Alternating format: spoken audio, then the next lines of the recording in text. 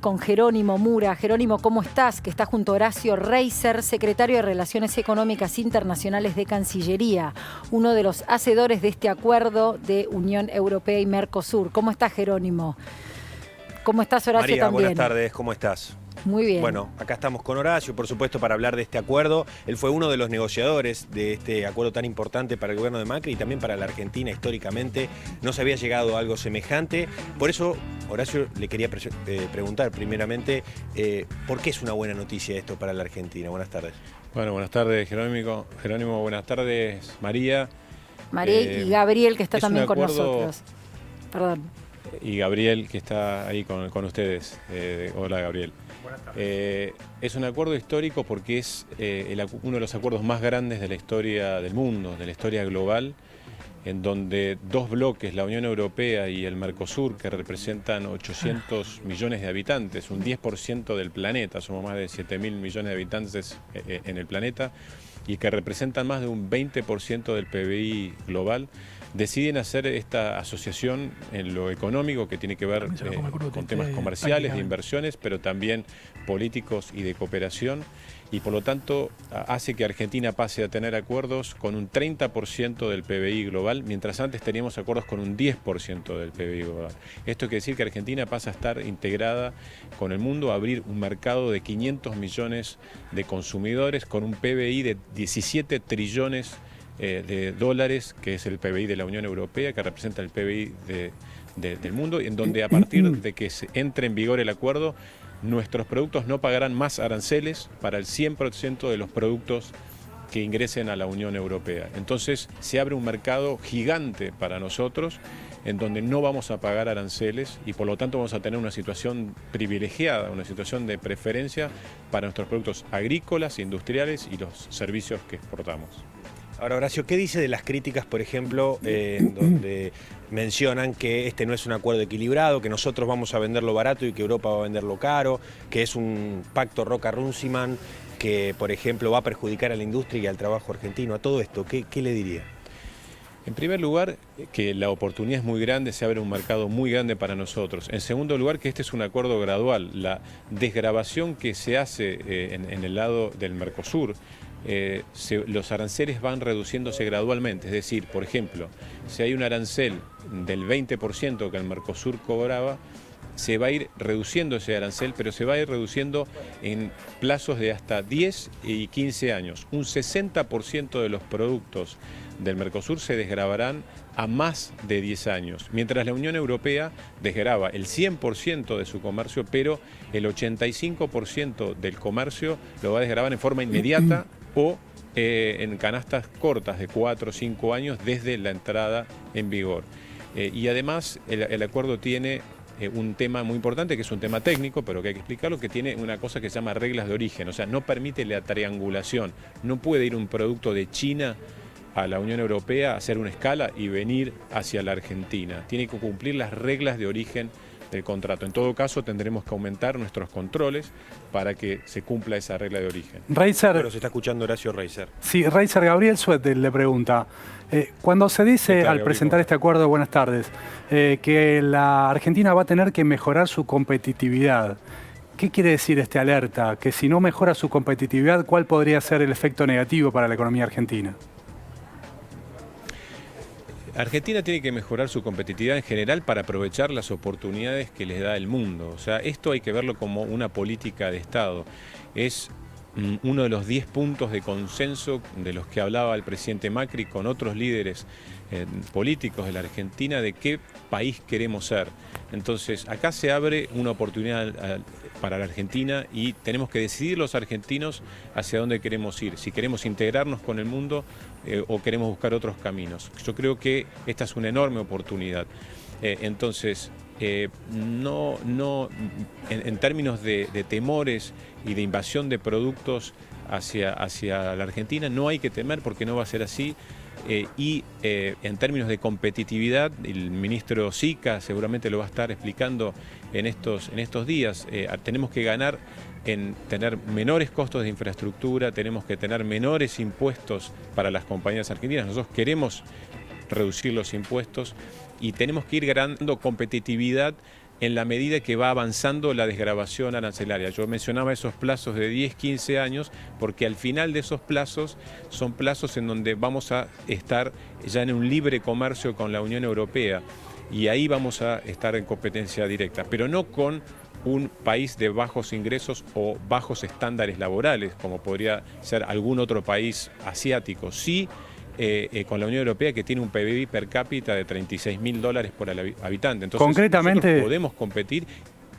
Perdón que lo interrumpa. Concretamente, uno de los sectores que manifestó sus dudas, sus quejas, fue el sindicato de autopartes, estoy hablando de Ricardo Piñanelli, que dijo que este acuerdo era como poner en un ring a Goliat contra Pulgarcito, que la industria europea iba a terminar perjudicando a las industrias argentinas y al empleo argentino. Bueno, yo no creo que esto vaya a ser así. En primer lugar, este acuerdo ha sido discutido ampliamente con todas las terminales que operan en la Argentina. Algunas de ellas son europeas.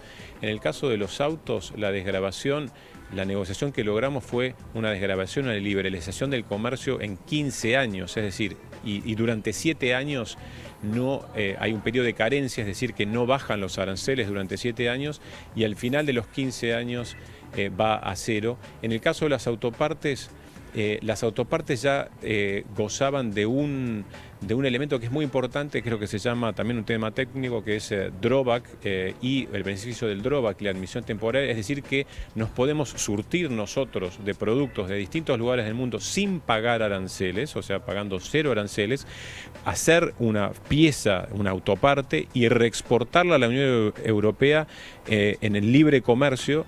Y por lo tanto no vamos a tener una competitividad adicional. Hemos podido mantener en la negociación con la Unión Europea el mecanismo de admisión temporaria y drawback, así como también la regla de origen para autopartes, que implica un componente regional. La Unión Europea no va a poder traer un producto chino y mandarlo para la Argentina, tendrá que ser un producto europeo.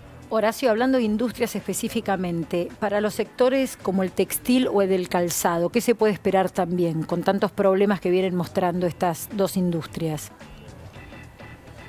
Bueno, acá hay un tema que hay que explicar también. La Unión Europea desgrava el 100% de sus productos, o sea, va a liberalizar los aranceles para el 100% de sus productos.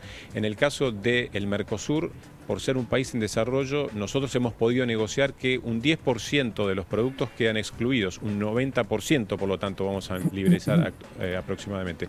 Cada sector ha venido negociando y con sus contrapartes en la Unión Europea, y también a través de las cámaras hemos conversado para que los productos más sensibles estén o en canastas más largas, o sea, en canastas de 10, 15 años, o en excluidos. Y en el caso del sector textil hubo una especie de acuerdo entre los sectores privados, o conversaciones entre los sectores privados del Mercosur y la Unión Europea, en donde se sabía cuál era el punto de llegada al que se quería llegar, con lo cual esto ha sido conversado con los sectores, con las cámaras, y en ese sentido, si bien es un sector sensible en la Argentina, vamos a estar totalmente alertas para que el acuerdo que hemos firmado se cumpla tal cual ha sido firmado. Y también el Ministerio de Producción evaluará medidas para apoyar también el avance y el aumento de la competitividad de todos nuestros sectores, que eso es algo que tenemos que ir haciendo en paralelo. Horacio, ¿cuánto tiempo puede llevar que este acuerdo se firme y cuánto puede cambiar del original? Los textos del acuerdo y todos sus elementos ya están acordados.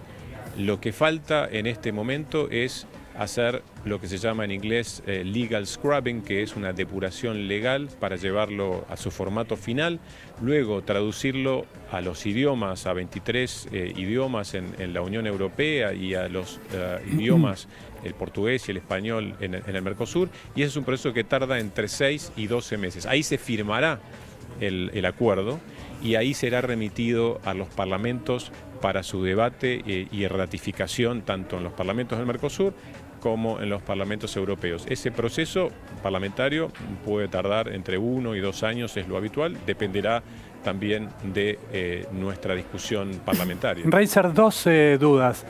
Respecto al texto definitivo, Muchos dicen todavía no podemos hablar del acuerdo porque no conocemos en detalle de qué se trata. ¿El texto definitivo cuándo se va a poder conocer? Y la segunda pregunta, ¿en Europa es suficiente con que lo apruebe el Parlamento Europeo o lo tiene que aprobar cada uno de los parlamentos de los países que integran la Unión Europea?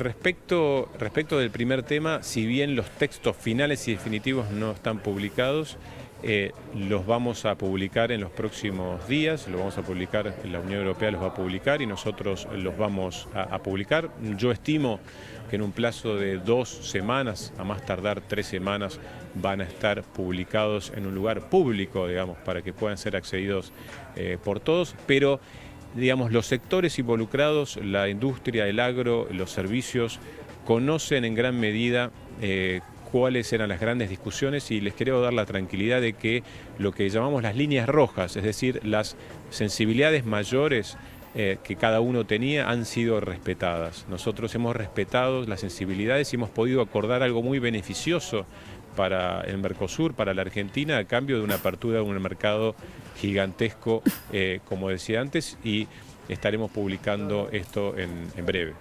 Respecto de la aprobación del Parlamento Europeo, ¿hace falta que también lo aprueben los parlamentos nacionales?